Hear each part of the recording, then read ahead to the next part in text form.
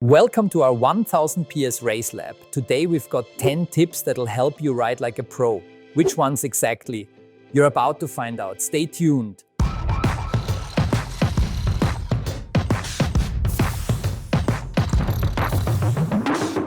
Riding a motorcycle actually sounds pretty simple. You basically just need to get on the bike, twist the throttle, roll around a bit, and that should be it. Not too complicated, but there are a few things that are really important to keep in mind because they can help a ton becoming a better rider. They make riding a lot easier and help you get a much better feel for the bike. And which ones those are, that's exactly what we're going to find out now. Let's maybe start with the most basic thing, and that's the general riding position on a motorcycle. You shouldn't be sitting on it all stiff and tense, but rather relaxed, because only then do you really have the chance to feel the feedback from the bike properly. It's important that when your hands are on the handlebars, your arms aren't fully stretched out, like completely locked out, because that puts you in a super stiff position, which is tiring and gives you very little feel. Instead, you want to keep your arms slightly bent. That already gives you a good basic riding posture. The same goes for your feet. You shouldn't be standing on your heels on the foot pegs or all the way on your toes, but somewhere in between, let's say on the balls of your feet. That way you're in a good position to control the bike and keep your balance. This is the position you want when you're just riding straight, relaxed, comfortable, not using up unnecessary energy. That means you won't get tired as quickly, even on longer rides. You also have a bit of room to move around on the seat itself. You don't want to be sitting all the way up against the tank, but you also shouldn't be all the way at the back where you're forced to stretch out. So it makes sense to leave yourself some space on the seat to shift a bit if needed. Now, when you're going into a corner, you should shift your weight slightly to the inside. For example, if we are heading into a left-hand turn, it's enough to just sit on the left butt cheek. You're basically shifting your pelvis by, let's say, around 10 centimeters max. That's plenty. Then you lean your upper body slightly into the direction the corner is going to gently shift your body weight toward the inside of the turn. The idea behind this is that you won't have to lean the bike over quite as far to get through the corner at the same speed. When you start accelerating out of the turn, your body actually helps generate a certain momentum that kind of pulls the bike into the corner a bit more or helps keep it from running wide. Just imagine it. This is exaggerated now, but if you're sitting way off to the side of the bike and start accelerating, your body sort of pulls the bike inward into the curve. And that, of course, helps you exit the corner more efficiently and keep a tighter line instead of drifting wide. The next point is all about adjustments. What options do I actually have to tailor the seating position to myself? On this bike, as you can see, we've got adjustable clip-ons. It's important to get the angle of these clip-ons dialed in correctly. Ideally, you want to create a pretty natural, almost right angle at the wrist when you're holding the bars. You can imagine if the angle is too flat, you're already putting your wrist into an awkward bend, or if the lever is angled too far back, your wrist gets bent the other way. And all that creates a lot of strain on the wrist over time. The best steering feel usually comes when the pivot point of the bars is positioned at a certain distance from your body. It shouldn't be too far forward because then you lose a lot of feel for what's happening at the front wheel. But if it's too close to your body, that's also not ideal. So you want to find a sweet spot, roughly speaking, especially on a sport bike. You can say your eyes or your head should be more or less in line with the steering axis. That gives you a good body position to really build up a solid connection with the front end. The knee angle is another important one. It shouldn't be too extreme. Even though we're sitting on a sport bike here, you can see that despite my long legs, my knee angle is still relatively open. And that helps a lot, saves energy, and also improves feel.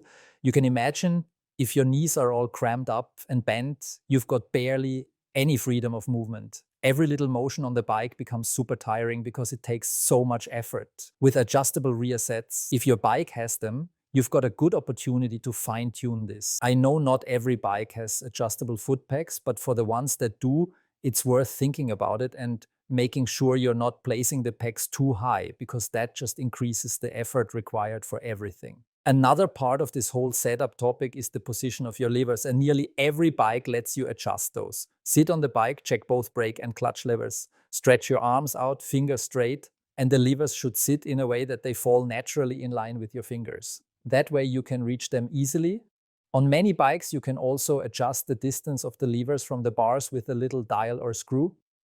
But be careful, a lot of riders set their brake lever too close to the bar. Then, if the brake ever fades or if you need to pull really hard, there's not enough reserve travel left. So always leave a bit of margin there, both for lever height and for reach, so you can grip them properly when it counts. Let's talk about the gear shifter, which you actually use more often than you think. That's why it's important to have the shifter's position dialed in properly.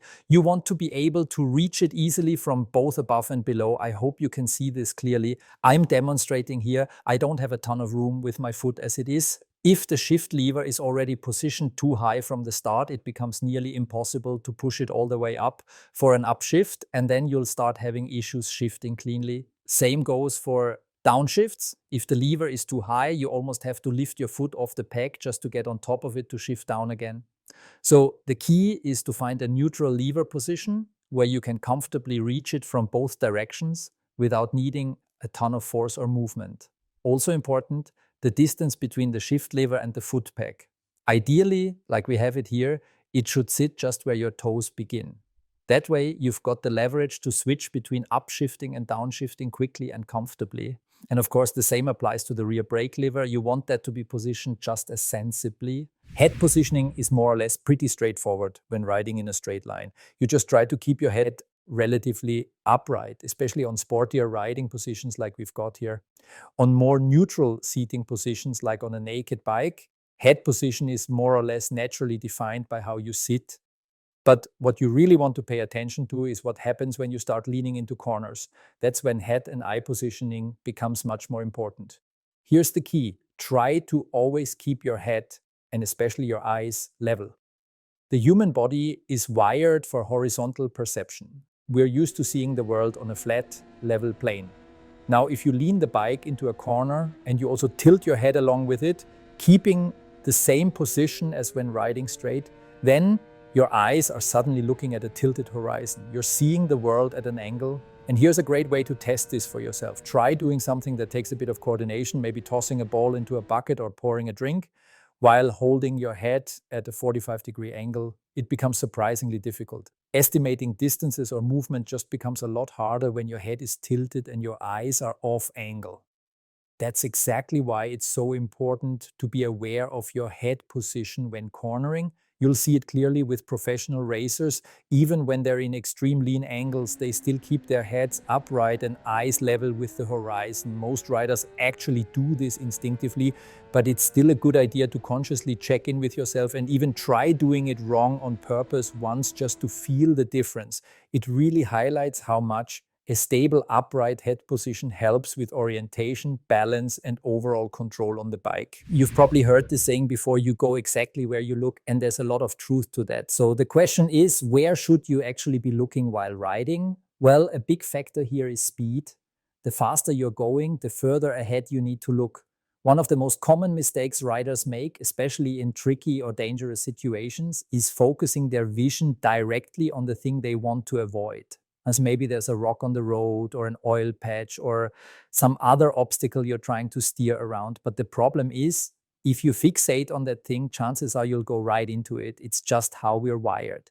So what you really need to do in those moments is train yourself to look past the obstacle. Actively steer your gaze where you want to go, not where you don't. It's a conscious effort and it takes a bit of mental discipline, but it makes a huge difference.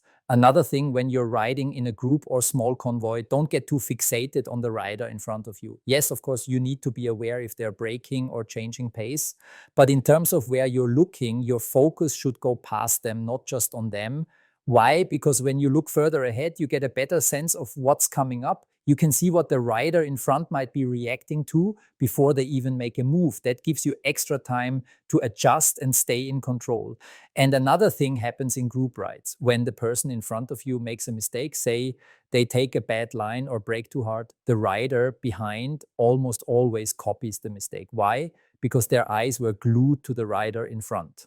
So bottom line, train yourself to look through and pass the rider ahead. Keep your gaze in the distance. And most importantly, always be looking toward the line you want to ride, not the thing you're trying to avoid. The next point is braking technique. So how do I actually grip the brake lever correctly? What's important here is that I keep 2 fingers on the handlebar and place 2 fingers on the brake lever. There are a lot of riders, I know this from experience, who either grab the lever with their whole hand or sometimes just with 1 finger.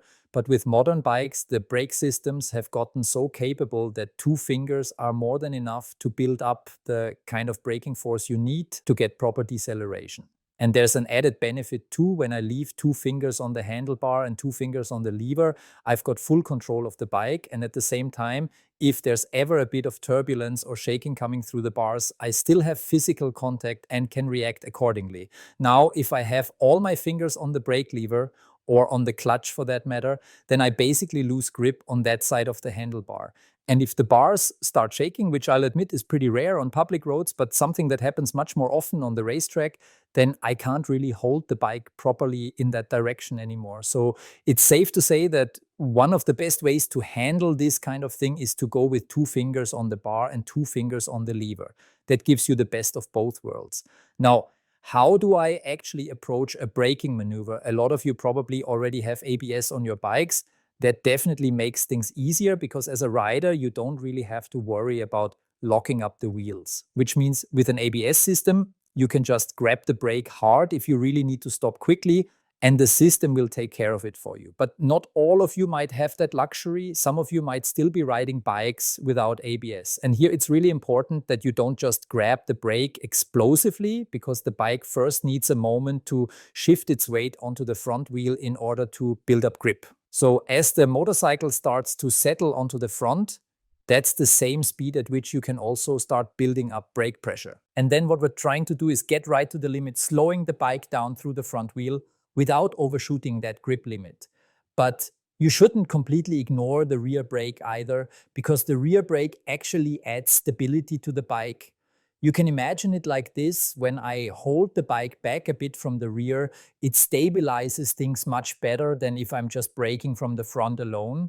And that's why, especially for normal braking, not emergency stops, but regular braking, it really does make sense to also use the rear brake to help out a little. How do I downshift properly? A lot of riders do it like this. When they're approaching a corner, they pull in the clutch, shift down 2 or 3 gears, depending on how much they need to slow down, and then just let the clutch back out again. But what that actually means is that when I start letting the clutch back out, the engine RPM and the wheel or gearbox speed have to sync back up again. And if I do that too quickly, I end up with a massive braking effect, which of course completely messes up my line. So how do I do it right? I pull the clutch briefly, shift down 1 gear, and then let the clutch out again. What I'm doing is syncing the gearbox and engine RPM after every single downshift. The goal should always be to complete 1 shift and immediately let the clutch out again, then the next one and the next one, however many gears I need to drop in order to be in the right rev range for the corner. A big mistake is holding the clutch in and just coasting into the corner that way. Because when I roll into a corner with the clutch pulled in, I'm basically just a passenger. I can't accelerate and I can't decelerate either. Well, not unless I pull the brakes. But even then, I still have to release the clutch again or re-engage it while I'm already in a phase where I really don't want to be putting any additional stress on the bike.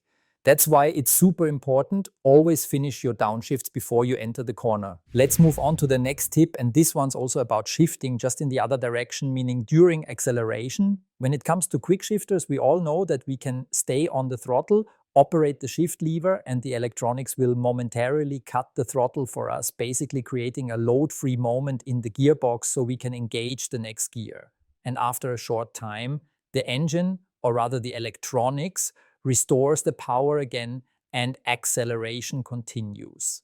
Now, for all of you who don't have a quick shifter yet, you still have to do this manually, of course. That means we also have to roll off the throttle before we initiate the shift, pull in the clutch, shift to the next gear, release the clutch again, and get back on the gas. But there's a little trick you can use to do all of that much quicker, in a shorter time, and with fewer load change reactions. While accelerating, preload the shift lever slightly, then all you need to do is briefly roll off the throttle. You'll notice that the lever, because of that slight preload, automatically completes the shift, and then you just get back on the throttle. And really, that's pretty much exactly what a quick shifter does. We can already kind of simulate that manually. So you can slightly lift the lever. I'm talking about the standard shift pattern here. And then all you need to do is roll off the throttle briefly, and you can go right back on the gas. And the lever will actually snap into gear on its own as soon as you come off the gas, because that's when the gearbox becomes momentarily load-free. The next gear can engage, and you can immediately get back on the throttle. That allows for extremely quick shifts, with the nice side effect that the usual load change reaction you get with slower shifting is completely gone. So it really already starts to feel a bit like a quick shifter. And just as a little side note, if you want to keep it classic, you can of course still pull the clutch, roll off the gas, shift, and then everything's fine as well. All right, let's move on to the next point, and that's throttle control. With powerful bikes like the one we have here, this is an absolutely essential point when it comes to being able to handle the motorcycle properly. What's important is that I grip the throttle in such a way that my wrist is relatively straight. A lot of riders make the mistake of grabbing it like this right from the get-go. The problem with that is when I then try to open the throttle, I'm already kind of at my limit here. I can't really roll it on all the way. We already mentioned it earlier.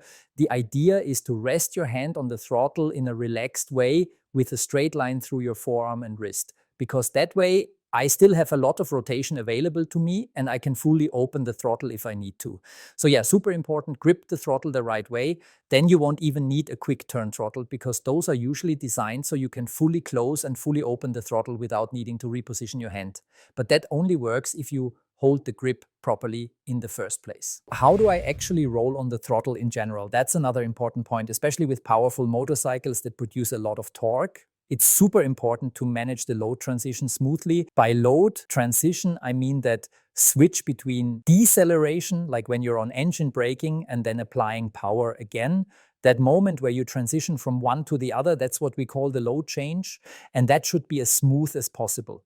Why? Because that transition usually happens at the most critical part of the corner, right at the apex. You come into the corner with some braking, and by the time you're at the apex, you're generally just on engine braking, no throttle yet. And then already at the apex, you start thinking about the exit, about picking the bike up and accelerating out.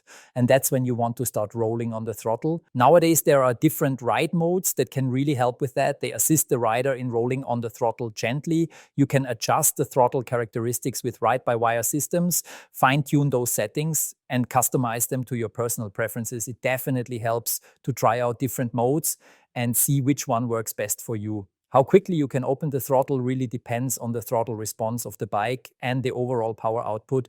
These days, we also have tons of rider aids, things like traction control. With these systems, it becomes possible for the rider to open the throttle much more confidently and quickly, because those safety nets in the background help prevent the rear tire from being overwhelmed and turning that into a high-sider. If you don't have those systems, then you've got to be a bit more careful, especially on high-performance bikes like the one we're riding here.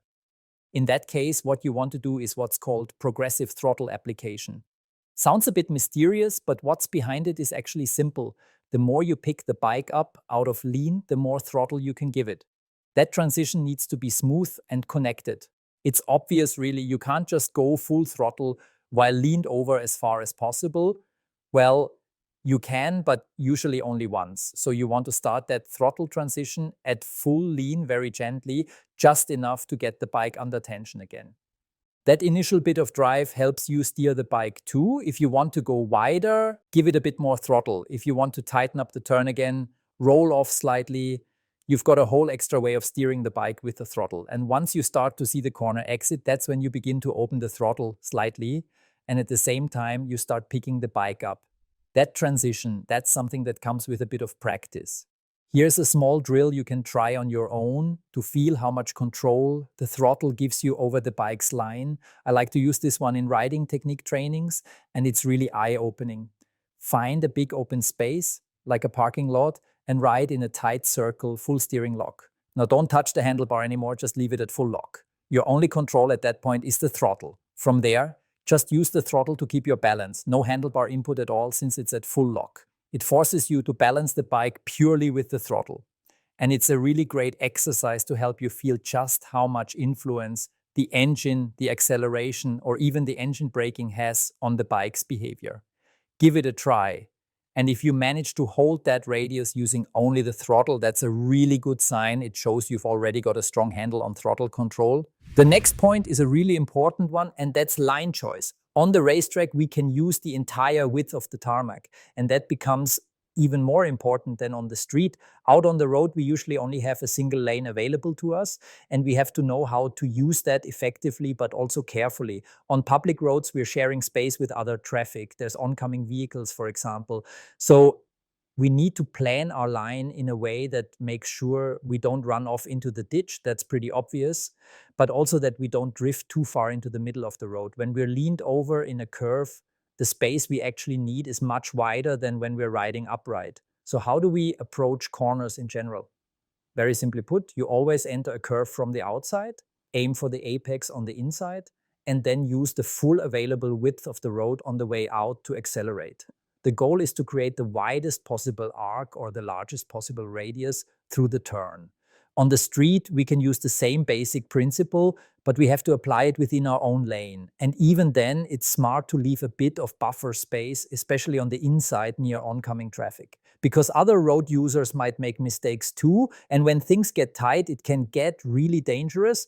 And when you're leaned over fully on a motorcycle, making quick corrections is not so easy.